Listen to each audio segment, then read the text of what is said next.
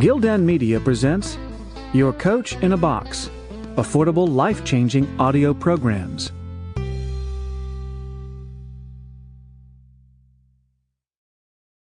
$700 billion bailout, the Emergency Economic Stabilization Act, and what it means to you, your money, your mortgage, your taxes.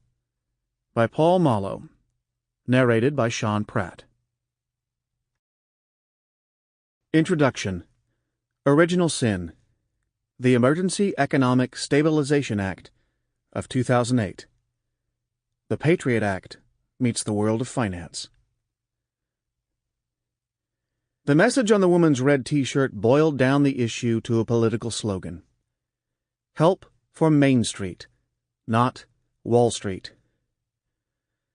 Sitting in a government hearing room, she was a member of ACORN, an activist organization that for years had been staging protests outside bank branches in the streets of Washington and elsewhere, arguing that too many of the nation's mortgage lenders had been engaged in so-called predatory lending practices, that is, granting home mortgages to consumers who wouldn't be able to repay them.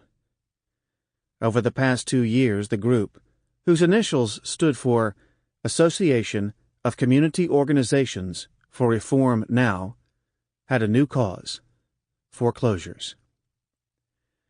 Foreclosures were the byproduct of all those predatory mortgages the group had warned about.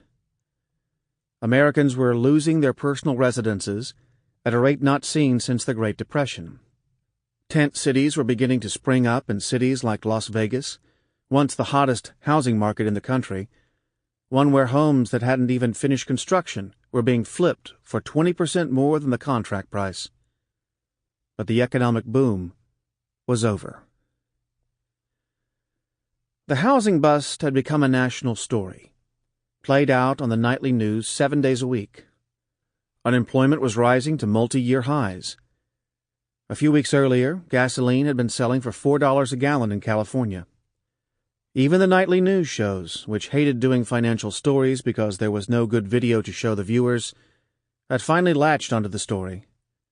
America's financial meltdown, with the housing and mortgage industry front and center, was suddenly sexy.